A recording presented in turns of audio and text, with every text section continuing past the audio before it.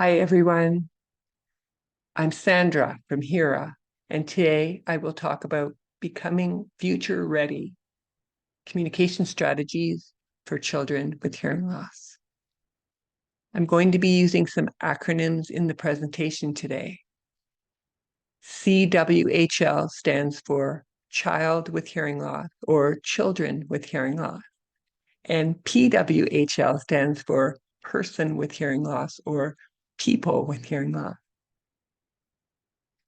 My key message today is that we should explicitly teach children and the rest of our family about how to use communication strategies effectively. The key is that these skills need to be explicitly taught.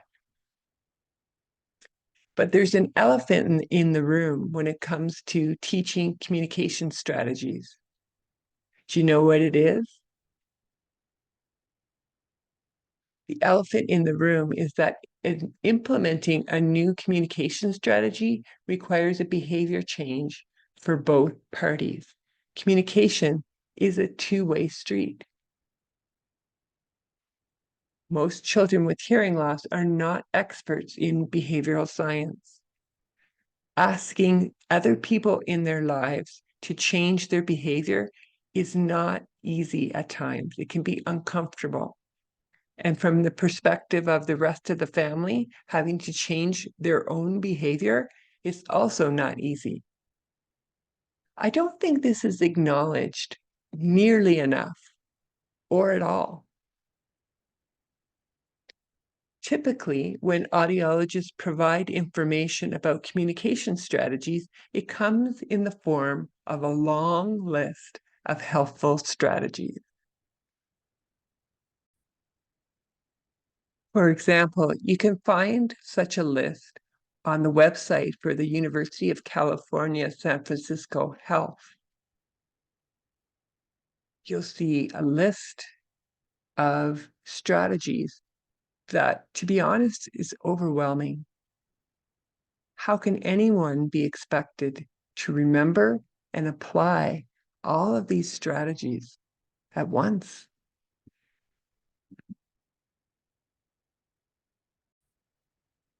So, what's the solution? In the true fashion of audiology, I've created an acronym for you. OFF. The O in OFF stands for only one strategy at a time. I suggest that you start by picking one strategy for the child with hearing loss and one strategy for yourselves or a family member with hearing loss. So we should explain why these strategies are important and how they benefit both parties and how to practice them in different situations. Let's take an example of a strategy that is often recommended, and it's a good one for both the child with hearing loss and for yourselves as parent or a family member. The strategy is look at the other person when you speak. Pretty simple, yes? Simple, but not easy, as the saying goes.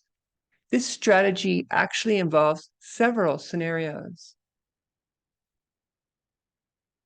Get the attention of the child with hearing loss first when you want to speak so that they can face you. Turn off other noise sources like music, water running, etc., so they will hear you call their name. Avoid talking from another room so that they can hear you calling their name. Stop talking when you look away or when they look away. As you can see, there's 4 smaller bites in this fairly straightforward sounding strategy. Let's focus on the first one. So this is a sub-step of one strategy, getting their attention so that they can face you. I'm going to show you a short video of what this would look like in real life. What strikes you as you look at this video? It's only 5 seconds, so I'm going to play it twice.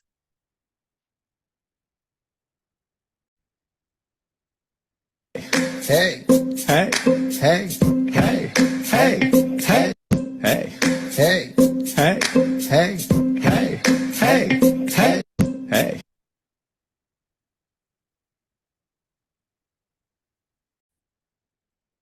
So, what strikes you as you looked at that video? This is what strikes me. There's another elephant in the room. We have not explicitly said that multitasking while listening is not ideal for a child with hearing loss. Listening in itself is multitasking. We have to fill in gaps, read lips, localize a person in space, and process what's being said. The person with hearing loss might be walking out the door, walking away, involved in what they're doing, or there might be noise in the background. We're asking them to stop what they're doing to listen.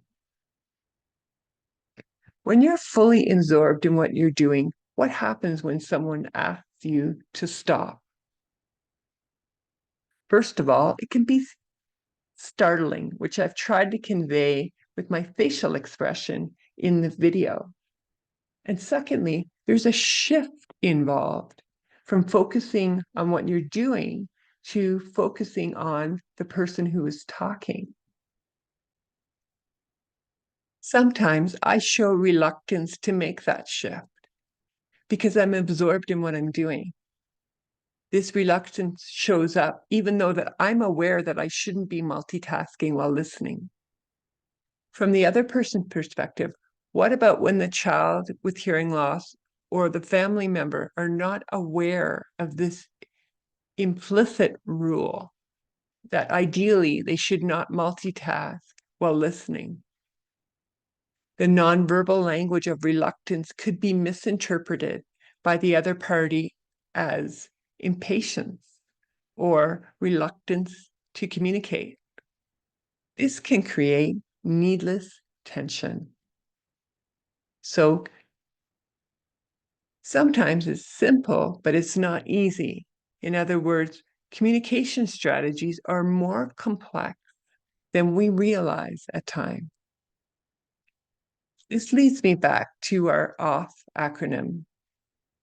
The first F in OFF stands for first, understand what's involved. Before we ask children and the people in their lives, such as yourselves or siblings or your extended family members, to use a communication strategy, we need to understand what we're asking them to do. We need to try it ourselves. For the next week, try always to get another person's attention before you speak. Don't start to talk until they're facing you and find out what it's like.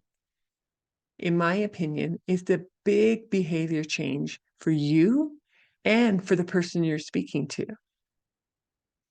When we understand what we're asking them to do, we're better able to explain why we're asking them to do this. So here's an example. Why do we get the child with hearing loss's attention before we speak? It makes your voice more audible. It gives the child with hearing loss lip reading cues. It helps the child with hearing loss know that you're speaking to them. It allows the child with hearing loss to get into their listening mode. Most people with hearing loss have to give their full attention to listening. If they're looking at you from the start of your message, they're going to get some important cues about the topic and the vocabulary associated with that topic. If you make it a policy to always try out strategies yourself before you teach them to your child and the other people in your child's life, you'll have a better understanding of the challenges and benefits of communication strategies. You will also be able to empathize with your child and provide them with more effective support. The second F in OFF stands for follow up, and troubleshoot. So we should follow up and troubleshoot with them on the strategy that we've given and provide support and encouragement. That way we can make sure that they master the strategy and before we move on to the next one. Troubleshooting becomes much easier to do when you've tried it yourself. There may be an elephant lurking in the room somewhere in what you've asked them to do. I only became aware of the elephant about not multitasking when I watched myself in the short video. Sometimes it's hard to see what's going on when you're in the middle of it. Here's an example of what troubleshooting might look like. The child with hearing loss says, I asked her to call my name before talking to me, but nothing changed. Troubleshooting strategy number 1 would be, you might have to ask more than once. The child with hearing loss says, I did. I asked a bunch of times. Troubleshooting strategy number 2 might be, well, you might need to explain why it's important to get your attention. Let's go over the reasons again. At the next opportunity, the child with hearing loss says, it's better, but she always talks to me when I'm in my room and she's in the living room. Troubleshooting strategy number 3 comes from research in behavioral science on extinguishing undesirable behavior, and that is to ignore it. So the strategy is stop responding when she talks to you from another room. This strategy could backfire, though, if the person with hearing loss initiates a conversation themselves from another room. So as a person with hearing loss, you also have to change your behavior by never starting a conversation from another room yourself. When we allow time for troubleshooting, we can help children and family members to change their behavior gradually and effectively. We can also show them that we care about the challenges and that we're there to support them along the way. Here are my top 4 strategies for children with hearing loss, using the OFF technique, of course, so only one strategy at a time. And the acronym for this one is MADE. The M in MADE stands for Make Specific Requests for Clarification. Instead of asking, what? Pardon? It's more effective to be specific. Here's an example. I could say, I heard the second part about Saturday afternoon, but I didn't hear the first part. Can you repeat that part? Repeating the part of the message that you did hear shows the talker that you're engaged and that you're trying. Research has shown that people who make specific requests for clarification versus what or pardon are perceived as more friendly and as more effective communicators. Some personal feedback that I received was that they appreciated when I was more specific. The other person perceived that I was actively trying, and that made him want to keep trying too. Here are some more examples of specific requests for clarification. Ask the talker to choose between 2 possibilities. Did you say 4 or more? Ask what the topic is. When we know what the topic is, then we'll know to listen for the communication around the vocabulary associated with that topic. You could also guess and then confirm. Did you say you're going to a movie on Saturday afternoon? The A in MADE stands for ask others to look at you when they speak, which we have already covered in detail in this presentation. The D in MADE stands for disclose your hearing loss or tell people about your hearing loss. If I had a child with hearing loss, This is the strategy that I would pick as the first and most important communication strategy. Sometimes the situation just doesn't seem to call for disclosing the hearing loss. And sometimes children just don't want to be visible as being deaf or hard of hearing. When children stop wanting to wear their hearing aids or use remote microphone technology such as DM systems in school, it's often because they don't want to be visible. This is a part of normal, healthy development.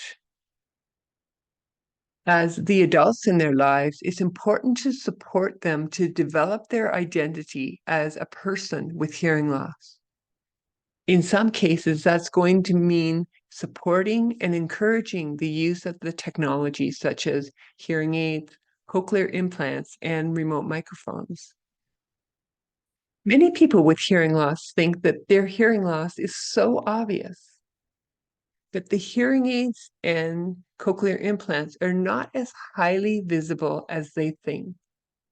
It's possible that others might see that the child with hearing loss is wearing hearing aids or cochlear implants if they see them in profile, but that's not a given. So it's important to disclose hearing loss. Consider that people with hearing loss are visible not because of the use of the technology and that you can see the technology, but because of communication breakdowns that are a result of the hearing loss. In their book, Here and Beyond, Gail Hannon and Sherry Eberts have an important point to make about disclosing hearing loss. You may think that you've been successful so far in keeping your hearing loss a secret, but have you? For all degrees of hearing loss, there are little clues that make people wonder, what is going on with that person? Some will suspect the truth, but the vague look on your face or the fact that you keep slowing down the conversation for repeats might lead them to another conclusion. Perhaps that you are unfocused, slow on the uptake, or simply uninterested. Isn't it better that they know the truth? By disclosing hearing loss up front and clearly laying out your needs and what can be done for communication, you're taking charge of communication. Also, I would add that the communication strategies that your child with hearing loss is using will make more sense to the other people when they know about the hearing loss. Do you want your child to fit in or to belong? Brene Brown said that the greatest barrier to belonging is trying to fit in. In her research, she found that the people who have the deepest sense of true belonging are people who have the courage to stand alone when called to do that. Being the only student in your school with hearing loss qualifies as standing alone. There's no doubt that this takes courage. In Life Strategies for Teens, Jay McGraw says, people size you up based on how you present yourself to the world. People then test you to see how you allow them to treat you. When your child discloses their hearing loss, it's all about presenting themselves to the world, saying, here I am. Disclosing their hearing loss is about embracing who they are. It's important to practice disclosing hearing loss. Even adults need practice disclosing their hearing loss. Practice early and practice often. A presentation about hearing loss to your child's peers in the classroom, which is called a peer in service, is an excellent way to create a supportive community at school. The E in May stands for expect people to forget. Be prepared to remind people when they forget. It's a fact of life for people with hearing loss that other people forget. They forget that you have hearing loss, and they forget to communicate in ways that make it easier for you to understand. This even applies to the people that you live with on a daily basis. According to psychologist Dr. Sam Trichin, a psychologist who had hearing loss himself, if you react by thinking that they forget because they don't care or they're too busy to make time for you, this is self-defeating and usually wrong. Since it's simply a fact that other people forget, it's in your best interest to accept that and think about ways to remind them. It's not a bad idea to prepare people by informing them that you will remind them if they forget. Since communication is a two-way street, here are my top 4 strategies for parents and family members, plus a couple of things not to do. And the acronym for this one is ROMANS.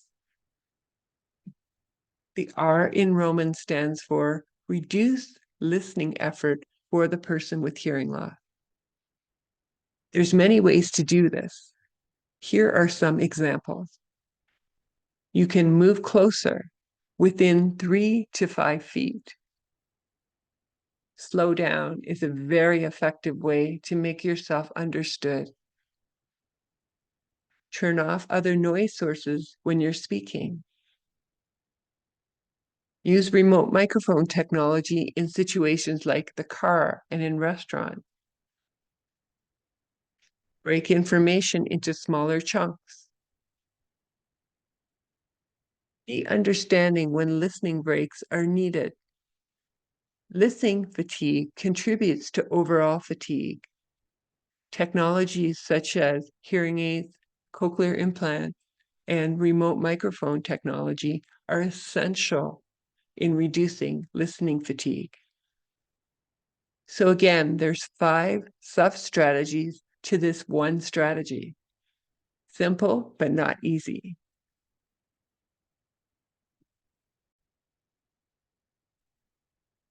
The O in Roman stands for offer clues about context.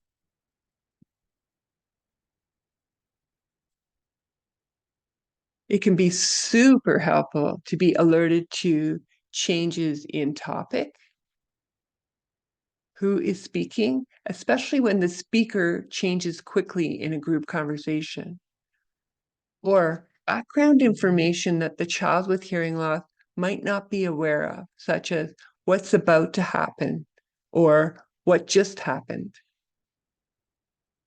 It's critical for you and your family to understand that children with hearing loss have fewer opportunities to learn by overhearing. This means that you can miss out on opportunities to learn. You may need to explicitly teach your child with hearing loss that other children might learn about by overhearing.